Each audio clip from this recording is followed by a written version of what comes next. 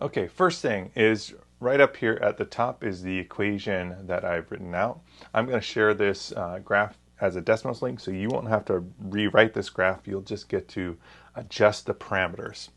And down below, you can see the parameters for the number of days that it takes for this virus to spread, the number of total population. And I've pre-populated these with certain numbers, and they have sliders to sort of estimate a range. This curve, this red curve, represents the number of total cases, the number of people who've gotten sick from the virus. And as you can see in this current setup, it accelerates rapidly and then starts to slow down. Okay, we're going to see what happens as we change each slider. So first up is D, which represents the number of days it takes for the disease to spread from one person to others. And so if we change this so it takes longer for that disease to spread, you can see that that starts to bring down the number of cases in the first 100, 150 days. But if you actually look out far enough, this number doesn't really change the number of cases overall. You eventually get to the same threshold. You just get there much more slowly. And so more slowly does mean that our hospital system can keep up, but it also means the same number of people are going to get sick, so we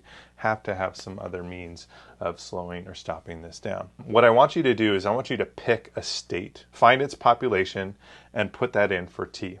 Now, you might have to adjust your y-axis because that's the total number of infected persons. If there's a lot of people in that state, it might go above that, so you'll have to adjust. When it comes to the percentage of people social distancing, I have that range from 0 to 0.5, and there's some mathematical reasons for that. So that's 0 to 50%. Remember, this is being represented as a percentage, and you can see that as more and more people social distance, the caseload drops, the rate of transmission, especially in those early days, significantly decreases. And the total number goes way, way, way down. With C here, you're going to also research from that state how many people are currently sick. What happens if more people were sick right now in that state? So if I were to raise this number up, you can see that the rate of transmission early on is super fast. But if you actually look at the top end of the line on the far right, that doesn't change nearly as much as what's on the left. And then last is our R0, our reproductive number. And obviously, if it's less contagious, you can see that fewer people get sick. And if it's more contagious, more people get sick and more rapidly. And now here's the thing. I want you to do research and see what you can find about studies when it comes to the R0 of COVID-19. I've seen them range quite a bit. I've seen them as low as around the low 2s. As much as 6.6 was the highest one. When something like this comes along and it's very early and very new, to be able to actually calculate the transmission rate can be difficult because you can't just do experiments with people and get them sick. So you have to rely on the data that we have, which is ever changing. Okay, down below I have a y equals mx plus b, and you might wonder why in the world is that there? Well, remember y equals mx plus b is a standard slope-intercept equation.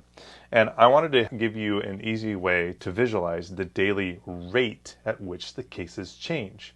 Remember, the derivative of something is the slope of its tangent line.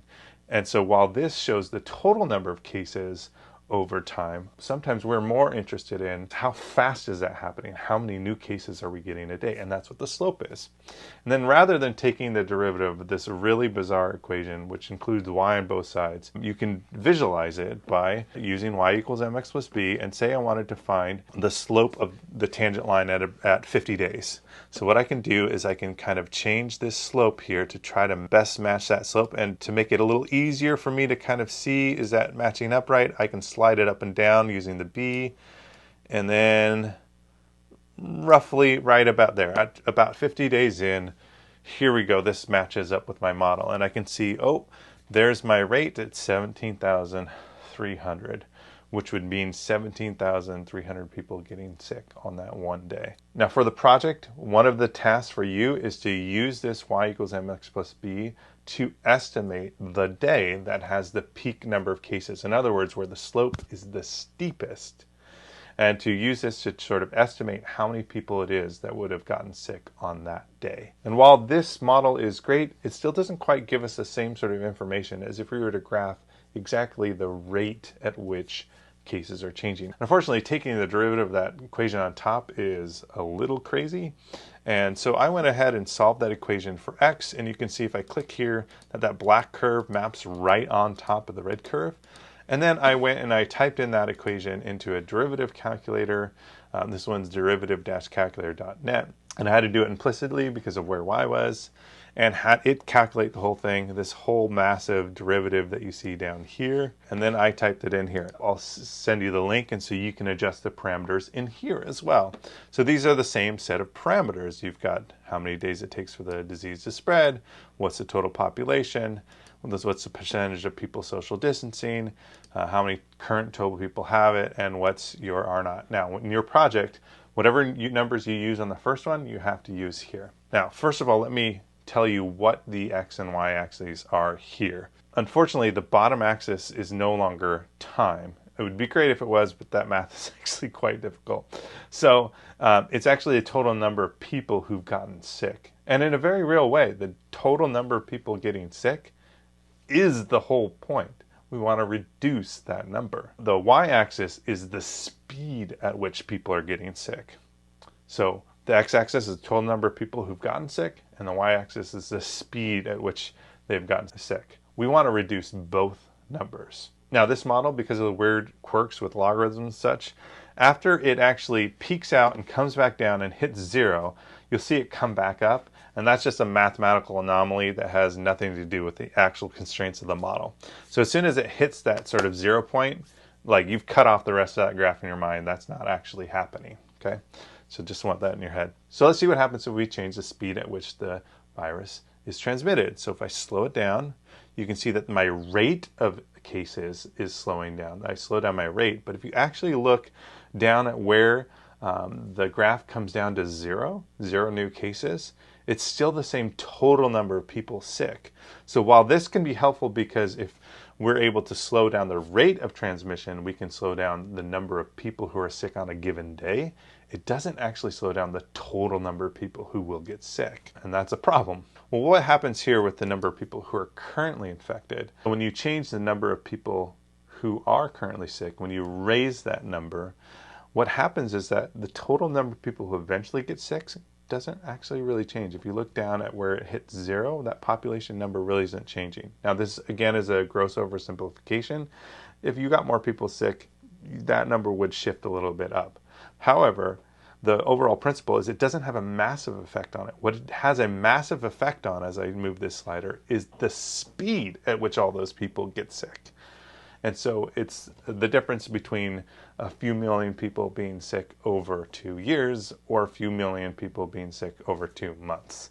And that's a big difference, and we want to avoid condensing that curve. We want to slow it down. And here with R, if it's actually more contagious, it will spread faster and you'll get more cases, and vice versa. Now this social distancing number, remember, it represents the number of people isolating themselves so that they can't get sick or spread it to others, or immunizing themselves so they can't get sick or spread it to others, or taking other precautions that make sure that they don't get sick and they can't spread it to others. This obviously is an oversimplification by just expressing it as a percentage of people, but you get the idea. The more people who are doing this, the less the disease should spread, and the less people are doing it, the faster it is. And so you can see if I lower the number of people doing it, that our rate goes way up, especially at its peak. And if I increase the number of people doing it, it goes way down. And again, after we hit that 0 point and it comes back up, that data is irrelevant because the mathematical model breaks down. But the other thing that you will see is the number of total cases.